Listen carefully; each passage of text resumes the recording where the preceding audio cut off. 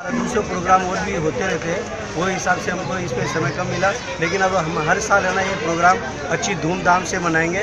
और सभी भाइयों से हम रविदास जयंती के ऊपर एक विनती करते हैं कि जो गुरु महाराज रविदास जी ने जो हमको है ना आदेश, गुरु महाराज जी ने जो आचरण करके हमें बताया कि हमको किस तरह से रहना चाहिए, किस तरह से जीवन को व्यतीत करना चाहिए, हमको है ना रविदास जी महाराज के जो उन्होंने पथ बताया उस पथ पर चलना चाहिए। वो भगवान की है ना भक्ति करके बताया, भगवान कृष्ण की भक्ति करके उन्होंने हरे कृष्ण महामंत्र जप करके 193 साल तक वो जीवित रहे और भगवान की भक्ति की और सबको भक्तों में लगाया। अभी हम लोगों का फर्ज बनता है, हम लोग कुछ भी जो इधर उधर जा कर के भटकते हैं, इसी जगह नहीं भटक करके इस्कॉन अभी संस्था ऐसी है, उस संस्था में हमको जाना चाहिए और वहाँ पर शुद्ध ज्ञान हमको मिलता है।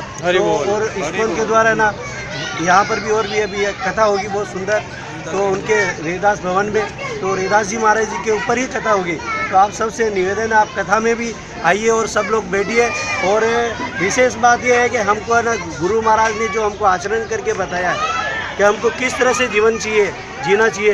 एक दोहा आता है उनका लिखा हुआ, बराबर याद नहीं आ रहा मुझे, लेकिन कहते हैं वो है ना कि जो हम लोग जिसकोन में जो फॉलो करते हैं 4 बात वही है।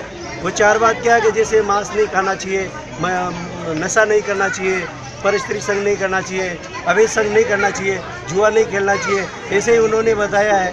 तो हम सब से है ना, हम सब का फर्ज बनता है कि हमारी जो पीढ़ी है, हमारे जो बच्चे लोग हैं, उनको हम सही ज्ञान देवें और सही मार्ग पर चले। अगर हम लोग ही अगर उनके हमारे जो पूर्वज चलते आए, पूर्वज तो क्या है कि जो पहले कुछ राजा महाराजा उनके दबाव में होकर के है ना ऐसा कार्य करते थे करनी, लेकिन अभी हम लोग नहीं कर रहे हैं। तो हम लोगों का फर्ज बनता है रविदास महाराज जी के ऊपर, जिसे उन्होंने हमको आचरण करके बताया भगवान की भक्ति करके, तो हमको उसी तरह से हमको भक्ति करके भगवान के अंदर भगवान का नाम लेना चाहिए, कीर्तन करना चाहिए।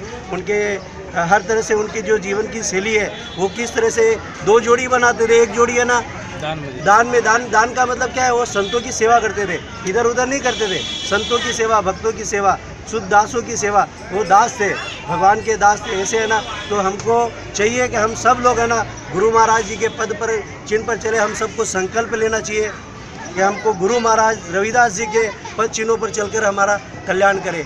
यही कहकर भगवान कृष्ण सबसे सर्वश्रेष्ठ है, सर्वश्रेष्ठ है। हरे कृष्णा कृष्णा कृष्णा हरे हरे, हरे राम राम राम। एक मिनट आप बोलो।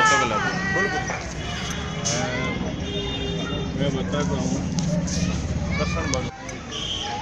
भक्ति ऐसा है, भक्ति ही सबसे सर्वश्रेष्ठ है, सर्वश्रेष्ठ यानी उच्च साथ में नहीं जाएगा और भक्ति करेंगे तो अच्छा है।